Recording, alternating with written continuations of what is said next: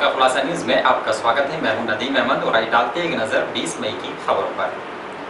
कांग्रेस महासचिव प्रियंका गांधी द्वारा श्रमिकों को उनके घरों तक पहुंचाए जाने के लिए उत्तर प्रदेश सरकार से मांगी गई 1000 बसों की परमिशन को अनुमति देने के बाद भी प्रदेश सरकार द्वारा राजनीति करते हुए कांग्रेस प्रदेश अध्यक्ष अजय कुमार व प्रदेश उपाध्यक्ष और पूर्व विधायक पंकज मलिक के खिलाफ एफआईआर दर्ज करने से कांग्रेसियों में रोष व्याप्त है। उन्होंने प्रदेश के मुख्यमंत्री को पत्र लिखकर कांग्रेस नेताओं पर दर्ज किए गए फर्जी मुकदमों को वापस लिए जाने की मांग की है।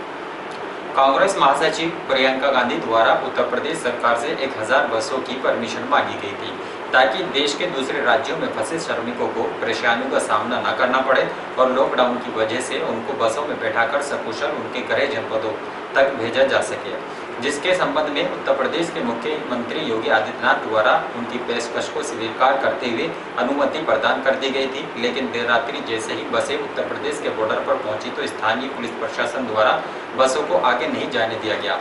कांग्रेसियों ने इसका विरोध किया तो उत्तर प्रदेश कांग्रेस कमेटी के अध्यक्ष अजय कुमार को गिरफ्तार किया गया और कांग्रेस उपाध्यक्ष पंकज मलिक के खिलाफ एफआईआर दर्ज की गई, जिससे कांग्रेसियों में रोष फैल गया और उन्होंने प्रदेश सरकार की उक्त कार्रवाई की कड़े शब्दों में निंदा की।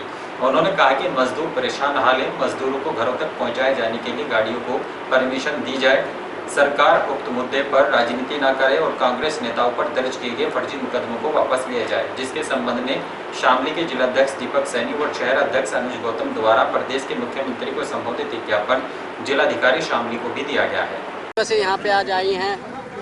देखिए भैया, हमारी नेता आदरणीय प्रियंका गांधी जी ने सरकार से कहा था कि हम 1000 बस सरकार को देंगे जिससे मजदूर अपने घर जा सके। हमारी 1000 बस बिल्कुल तैयार खड़ी है बॉर्डर्स पर। सरकार हमें परमिशन नहीं दे रही।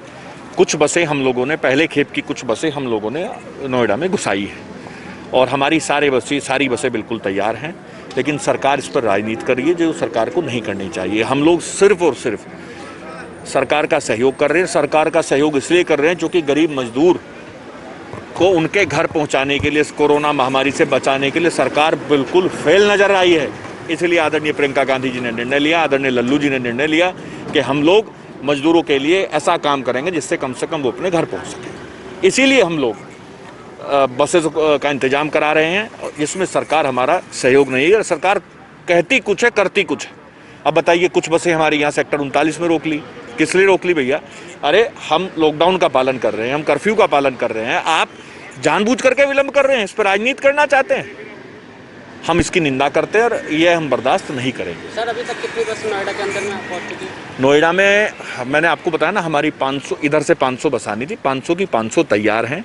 सरकार अगर सही ढंग से परमिशन हमें देगी, प्रशासन परमिशन देगा तो सारी बसें हमारी तैयार हैं और मजदूरों को उनके घर पहुंचाने का काम हम बहुत ईमानदारी से करना चाहते हैं, जिससे उनका सहयोग है। इसमें हम कोई राजनीति करना नहीं चाहते।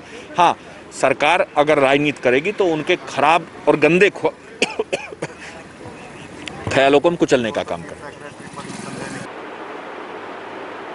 जिलाधिकारी जगजीत कौर एवं एसपी विनीत कुमार जायसवाल द्वारा अपने स्थलीय निरीक्षण में जनपद के हॉटस्पॉट क्षेत्र बड़ियाल एवं सलेक विहार का जायजा लिया गया। निरीक्षण के दौरान उन्होंने ड्यूटी पर तैनात सभी अधिकारियों को आवश्यक दिशा निर्देश दिए। निरीक्षण के अगले क्रम में जिलाधिकारी जगजीत कौर ने 100 बेडों वाले चिकित्सालय का निरीक्षण किया तथा वहां की साफ सफाई का जायजा लिया। जिलाधिकारी ने चिकित्सालय में क्वारंटाइन किए गए लोगों से वार्ता की। वार्ता के दौरान लोगों ने बताया कि उन्हें यहाँ पे किसी प्रकार की कोई दिक्कत नहीं है, खाने पीने का सामान भी गुणवत्ता युक्त मिल रहा है। लॉकडाउन में दुकानदारों को दी गई रियायत में बुधवार को प्रमुख रूप से बर्तन, रेडीमेड गारमेंट और सर्राफा बाजार खोला गया। पहले दिन बाजार को खोली गई दुकानें, लेकिन दुकानों पर ग्राहक न पहुंचने से व्यापारियों के माथे पर चिंता की लकीरें साफ दिखाई दी। पिछले 2 सप्ताह में बंद दुकानों को खोले जाने से व्यापारियों के सामने एक उम्मीद की किरण जाग गई है। कोरोना महामारी को लेकर देश भर में 18 से 31 मई तक देशव्यापी लॉकडाउन 4 लगाया गया है। जिले में डीएम जगजीत कौर के आदेश पर शेड्यूल के हिसाब से बुधवार को दूध, दवा, सब्जी, किराना, मिठाई, बेकरी, ज्वेलरी, बर्तन, रेडीमेड, जूते, book, stationery, tailoring, cosmetic, general store, bag, अटैची की दुकानों को खोला गया। प्रमुख रूप से बाजारों में रेडीमेड गारमेंट, ज्वेलरी और बर्तन की दुकानों को खोला गया।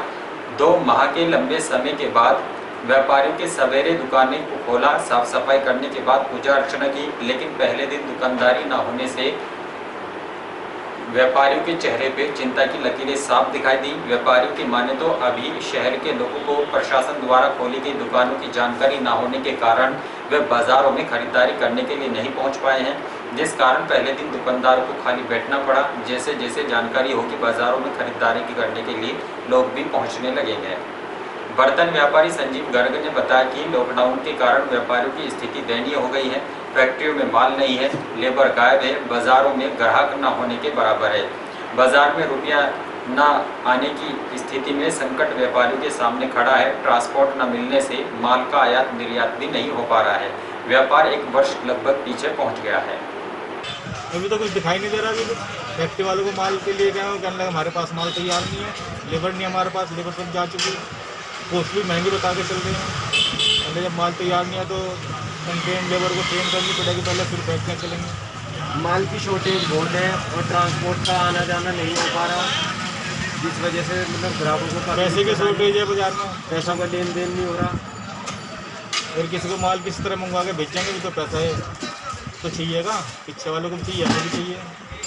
तो सरकार को क्या व्यापारी के लिए क्या करना चाहिए? थोड़ा सा टाइम बढ़ाना चाहिए। एक तो ब्याज बैंकों के ब्याज माफ़ करने चाहिए। इस दौरान 3-4 महीने का ब्याज खमा का चल रहा है और बिजनेस नहीं कर रहे हैं उस पैसे से।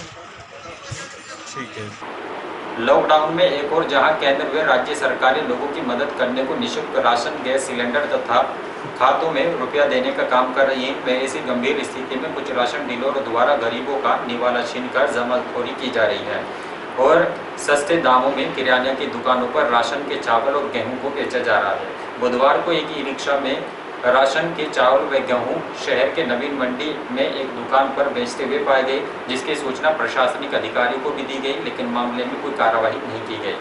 पिछले कुछ दिनों से कुछ राशन डीलरों द्वारा कालाबाजारी करते हुए कोटे का राशन बाजारों में बेचा जा रहा है। बुधवार को शहर के मौला अयोध्या चौक से एक ई रिक्शा में कोटे के चावल व गेहूं को लोड करते हुए शहर के भैंसवाल रोड स्थित नवीन मंडी में ले जाया गया, जिसका पीछा करते हुए मीडिया कर्मियों ने पता चला कि वह कुछ दुकानों पर उक्त राशन के चावल व गेहूं को खरीदा जा रहा है। उक्त घटना की वीडियोग्राफी करने पर व्यापारियों के होश उड़ गए और उन्होंने उक्त ई रिक्शा चालक से चावल खरीदने से इनकार कर दिया, जिसके बाद रिक्शा चालक शहर के बड़ा बाजार स्थित एक मकान के बाहर चावलों को फेंक कर चला गया। वहीं दूसरी ओर शहर के नवीन मंडी स्थित एक दुकानदार ने मीडिया कर्मियों की परवाह किए बिना ही कोटे के चावलों को खरीदा, जिसकी शिकायत अधिकारियों को दी गई, लेकिन मामले में कोई कार्रवाई नहीं की गई। बताया जाता है कि एक कालाबाजारी का धंधा पिछले काफ़ी दिनों से चल रहा है, लेकिन इस ओर कोई कार्रवाई करने को तैयार नहीं है। कोरोना महामारी को लेकर देशव्यापी लॉकडाउन लगाया गया है, लेकिन जिले में लॉकडाउन में दी गई छूट की समय अवधि के दौरान शहर की सड़कों पर दौड़ते वाहनों से कई स्थानों पर जाम की स्थिति बनी रहती है। कोरोना वायरस के संक्रमण को फैलने से बचाव को देश में लॉकडाउन 4 घोषित कर दिया गया है। जिले में 7 कोरोना पॉजिटिव केस हैं, जिसको लेकर शहर के मोहल्ला सिलेक विहार, बड़ियाल जाटान, मोहल्ला पंसारियान, बड़ी माता मंदिर हॉटस्पॉट क्षेत्र घोषित करते हुए किसी भी प्रकार की छूट नहीं दी गई, लेकिन जिले में बुधवार को विभिन्न दुकानों का शेड्यूल निर्धारित करते हुए दुकानों को खोले जाने की अनुमति प्रदान कर दी गई। बुधवार को जिले में दी गई छूट के दौरान शहर के अजंता चौक बुढ़ान रोड पर भारी वाहनों के प्रवेश के कारण जाम की स्थिति बनी रही। और यही खबरों के साथ समाचार बुलेटिन ही समाप्त है। दीजिए इजाजत।